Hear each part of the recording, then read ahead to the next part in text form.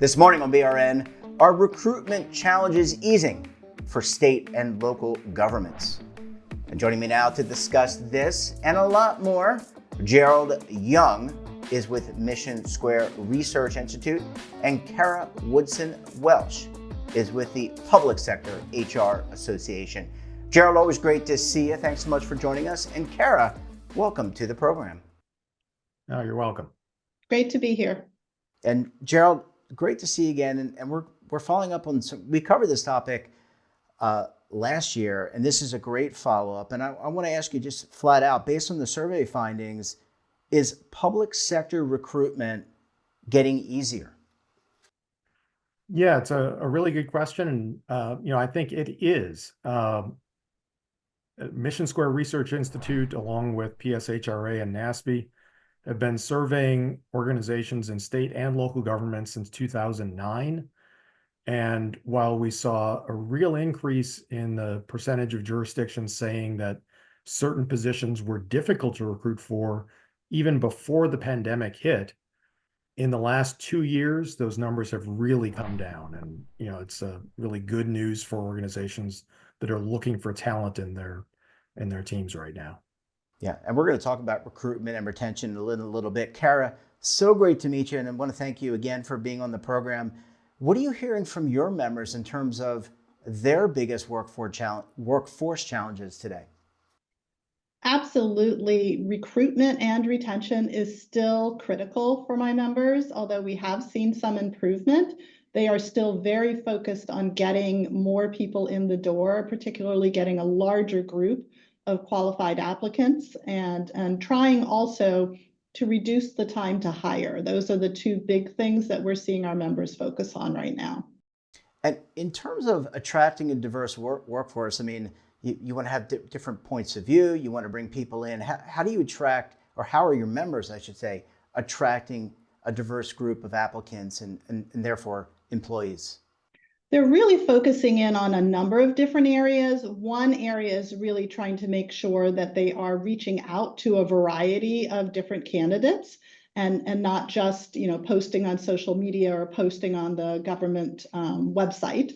So they're doing targeted outreach to veterans, to those that are still in college, those coming out of high school, particularly for positions where degrees have been removed.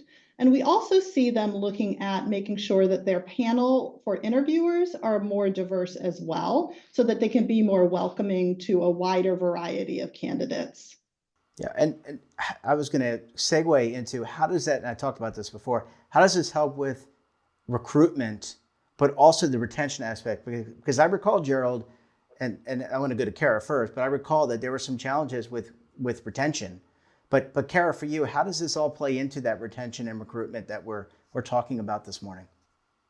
It's a critical piece. It's a key piece for my members in particular. They want to have a welcoming, inclusive agency, and that means really having a variety of different voices and opinions and people within the agency. So they really need to make sure, too, that they have enough people to do all of the jobs. So we've had a lot of turnover and people leaving. We all heard about the quiet resignation and things like that. So a lot of public sector folks have had to take on more and more work. And so in terms of retention, just making sure that those that are at the agency, those that are in public sector, have a reasonable workload and are really excited to be at work and follow the mission. That's important right now. Yeah, and Gerald, I just want to bring you in just to follow up on Cara's thoughts. Let's talk a little bit about the importance of recruitment and retention. How has that changed? Because there's a lot going on there to bring people in, as you and Cara were talking about. But this is important. You want to be able to train people. There's a big cost to training people, and then you want them to stick around. Right, and I don't think that's changed at all. I think that,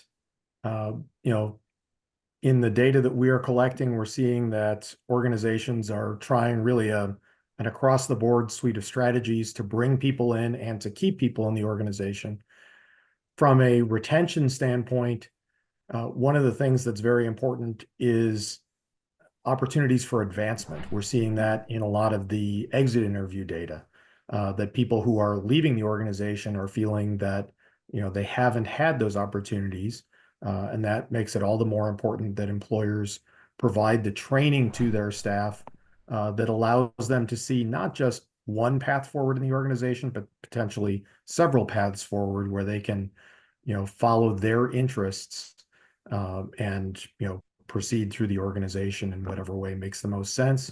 And that also helps the organization then, particularly as older staff members are preparing to retire, and you're looking for that, wave of, succession planning to kick in. Well, Gerald, I think the last time we chatted, benefits played an important role in that recruitment and retention. And so, what is that still the case? And what type of benefits are really top of mind for applicants and also employees that they would like to see? Yeah, I think benefits are always a factor, and it's an area where state and local governments have tended to be more competitive than strictly on salary. But benefits are not necessarily just financial. They can be the flexibility in work schedules that even predated the pandemic, when we're talking about, being able to come in a little bit earlier, leave a little bit earlier if that's what works for your personal family needs. But when we look at motivation in the public sector, a lot of the other factors that are important to employees are things like job stability and personal satisfaction and the ability to be of service. And where organizations can really promote those opportunities, then I think they stand a better chance of finding people that want not just a job, but a job that has some meaning for them. Yeah, and Cara, just same question to you.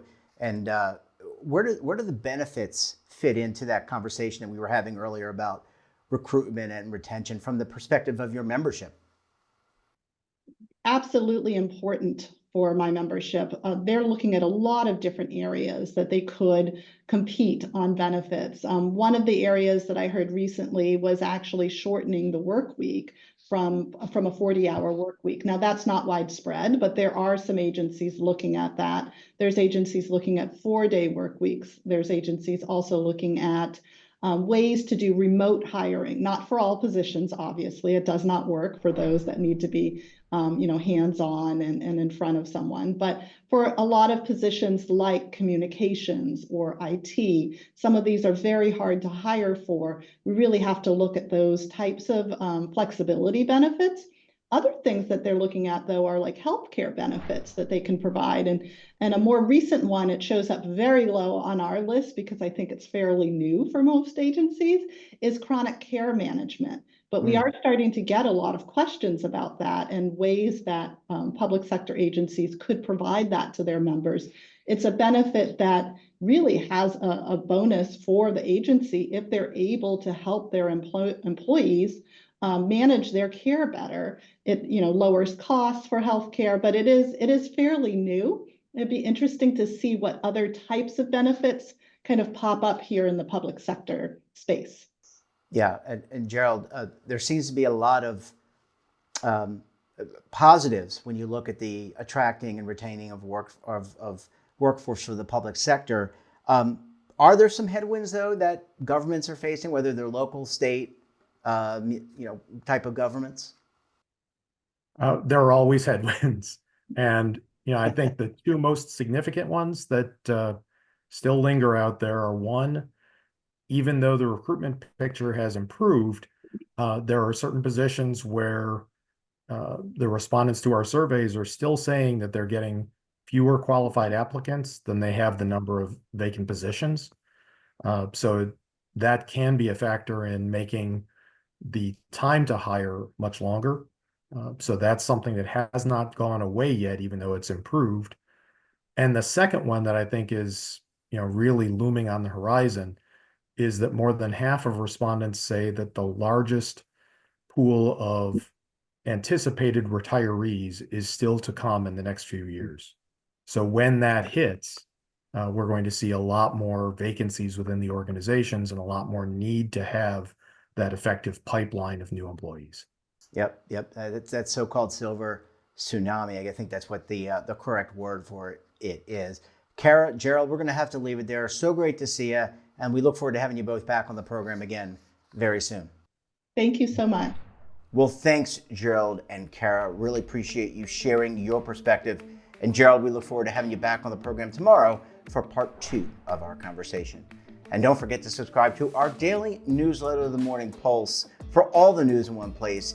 Details are at our website. And like I said, we're back again tomorrow for part 2 of our conversation on the easing of recruitment challenges for state and local governments. Until then, I'm Jeff Snyder. Stay safe, keep on saving, and don't forget, roll with the changes.